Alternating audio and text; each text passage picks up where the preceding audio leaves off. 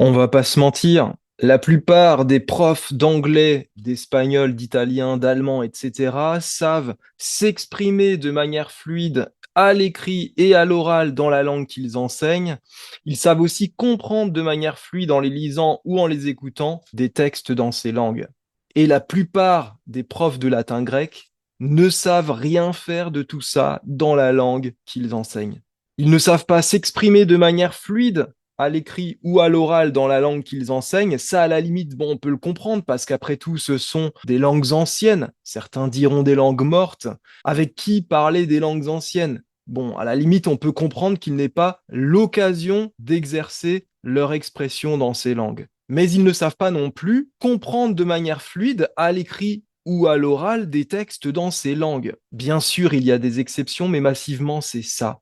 Et les gens du métier le savent, qu'on vienne me prouver le contraire. Alors, il ne s'agit pas évidemment ici d'une mise en accusation de qui que ce soit, il ne s'agit pas de dire que nous, les profs de langues anciennes, nous sommes des gros nuls ou que sais-je, il s'agit simplement d'un constat. Le constat, c'est le suivant, c'est que la préparation au recrutement des profs de langues anciennes ne permet pas à ceux-ci de maîtriser de manière fluide le latin et le grec. Alors, les causes de cette incapacité sont complexes. Il faut dire que la manière d'enseigner le latin et le grec est particulièrement catastrophique depuis des décennies, ce qui fait que beaucoup de profs transmettent le latin et le grec avec la pédagogie dont ils ont souvent bénéficié en tant qu'élèves, et cette pédagogie très souvent est catastrophique. Donc il ne s'agit pas de mettre qui que ce soit en accusation, on est face à un dysfonctionnement d'ordre structurel.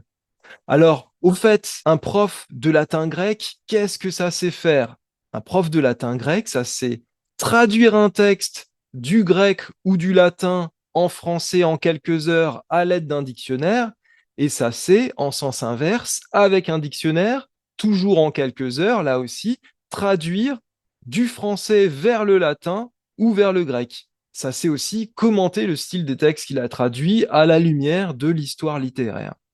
On sait qu'un prof de latin ou de grec, ça sait faire ça parce que c'est ce en quoi consistent les épreuves de concours de recrutement, que ce soit l'agrégation, que ce soit le CAPES. On est préparé à quoi? On est préparé à la traduction avec dictionnaire et aux commentaires. Ce qui fait que à aucun moment de notre cursus, on est préparé à lire des textes et à les comprendre de manière fluide, sans dictionnaire, en latin ou en grec. Et c'est ce constat que faisait déjà il y a une quinzaine d'années Christophe Rico. Christophe Rico, il avait écrit ce livre, Parler le grec ancien comme une langue vivante. Alors, qui est Christophe Rico? Christophe Rico, c'est un agrégé de grammaire, docteur en linguistique grecque, et il a fondé une méthode d'enseignement du grec comme une langue vivante, donc c'est la méthode Polis, et il a même fondé une école à Jérusalem pour apprendre le grec ou le latin ou encore d'autres langues anciennes comme des langues vivantes. Et donc, dans ce livre paru en 2009, livre qui n'existe plus d'ailleurs sous cette forme, Christophe Rico, dans son introduction, a ce petit passage qui m'a frappé et dont je tenais à vous faire part. Je cite: Une universitaire d'âge mûr me confiait récemment sa frustration.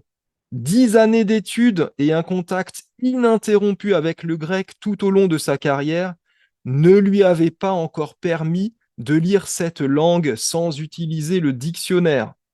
Donc là, on parle d'une enseignante non pas en collège ou en lycée, mais carrément à l'université. Et donc après des années et des années d'enseignement de cette langue, elle n'est toujours pas capable de la lire sans dictionnaire.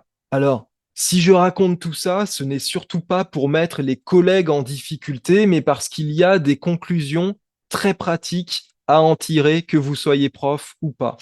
La première conclusion à en tirer, si vous n'êtes pas prof, mais que vous êtes tenté par le CAPES ou l'agrégation de lettres classiques, je vous en supplie, soyez bien clair sur vos motivations.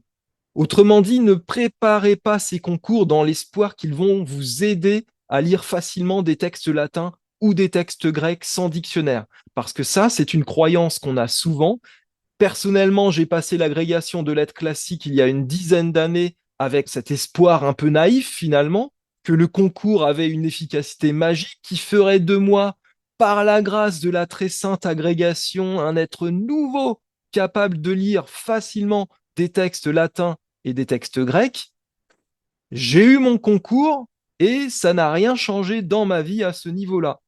En fait, ça a même été pire. Non seulement je ne savais toujours pas lire facilement des textes latins ou grecs, mais j'étais face à des élèves qui, eux, pensaient assez spontanément que j'en étais capable. Et donc, la seule manière de faire illusion qui me restait, c'était de préparer à mort pendant des heures les textes que je voulais travailler avec mes élèves. Tout cela en priant très fort pour qu'ils ne viennent pas me poser une question que je n'avais pas prévue ou une question sur le texte d'à côté dans le manuel que je n'avais pas préparé, etc., etc. Et tout ça en plus, bien sûr, avec la mauvaise conscience d'avoir l'impression de les duper et de n'être pas légitime.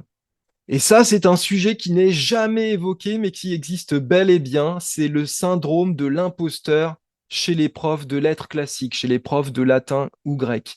Je me souviens, il y a 1 an ou 2, je participais régulièrement à des réunions en ligne par Zoom avec des gens du monde entier. On échangeait en latin ou en grec ancien. Si c'est une expérience qui vous tente, je vous mets le lien pour rejoindre ces réunions dans la description. Et lors d'une de ces réunions, je me souviens, je parlais avec un étudiant d'un autre pays, je crois que c'était dans les pays scandinaves, et il me disait qu'à l'université, il avait des problèmes parce qu'il avait essayé de parler latin pendant le cours de latin à son jeune prof d'université et que le prof en question avait été mis en difficulté. Et le résultat des cours, c'était que cet étudiant se trouvait plus ou moins ostracisé parce qu'il avait bien perçu que le niveau de son prof d'université ne lui permettait pas de bien comprendre le latin et le grec. Donc, ne passez pas ces concours, le CAPES ou l'agrégation, en espérant qu'ils fassent de vous des lecteurs fluides en latin ou en grec. C'est une illusion et fatalement, vous serez déçus.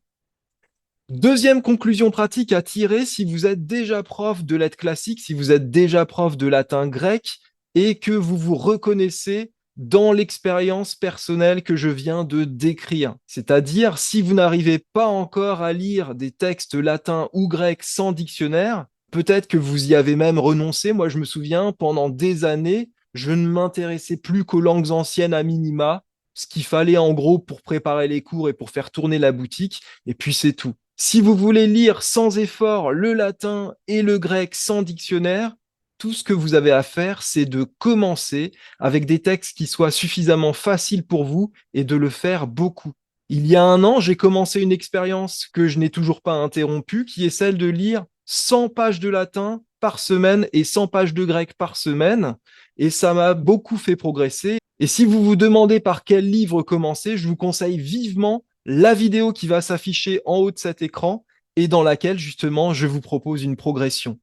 Vous avez, vous, prof de latin grec, tout ce qu'il faut pour rapidement progresser. Vous maîtrisez déjà en fait toute la grammaire du latin et du grec et vous avez déjà emmagasiné beaucoup de vocabulaire au cours de vos années, soit d'études, soit d'enseignement.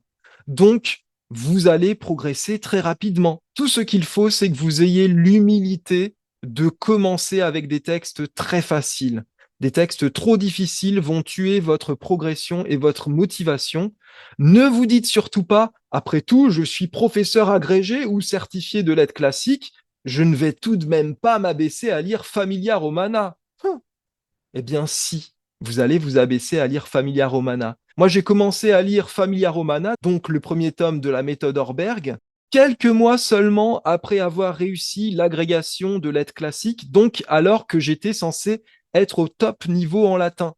Et pour moi, cette lecture, ça a été une énorme claque, parce que je me suis rendu compte que Familia Romana, ce livre qui était conçu pour des débutants en latin, me faisait progresser. Ça a été très douloureux. J'ai failli en pleurer. Donc, lancez-vous. À propos de Familia Romana, si vous n'y connaissez rien en latin, mais que vous souhaitez vous lancer dans l'apprentissage de cette langue, j'ai pour vous un programme gratuit. Lisez en 5 semaines vos 35 premières pages de latin. Pendant 5 semaines, je vous fournis tout ce qu'il vous faut en termes de grammaire et de vocabulaire pour venir à bout des 35 premières pages de la méthode Orberg. C'est un programme gratuit auquel vous pouvez vous inscrire en cliquant sur le lien dans la description de cette vidéo. Comme fond d'écran pour cette vidéo, j'ai choisi la première page d'un des plus grands succès de librairie de tous les temps.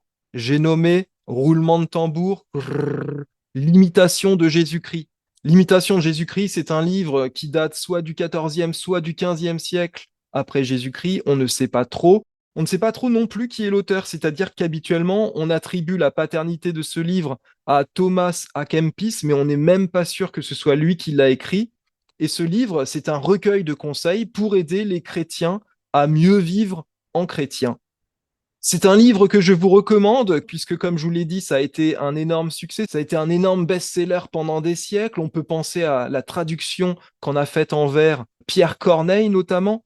Et c'est un livre que je vous recommande même si vous n'êtes pas croyant vous-même, puisque vous aurez ainsi accès à la mentalité dont ont été pétris des millions d'Européens pendant des siècles, ce qui n'est quand même pas rien. Et c'est un livre que j'ai trouvé assez beau sur le plan du style aussi. De temps en temps, ça me fait penser à Sénèque.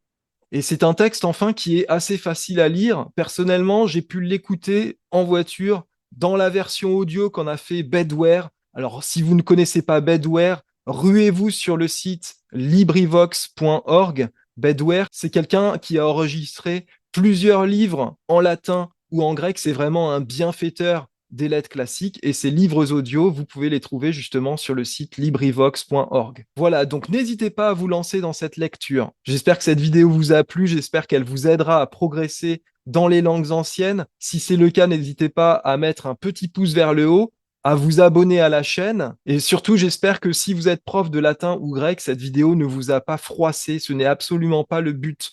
Ce que j'ai voulu faire, c'est un constat objectif, même s'il est douloureux, et en partant de ce constat, de proposer des pistes de solutions. Merci donc de votre bienveillance et je vous dis à bientôt pour une prochaine vidéo de conseils.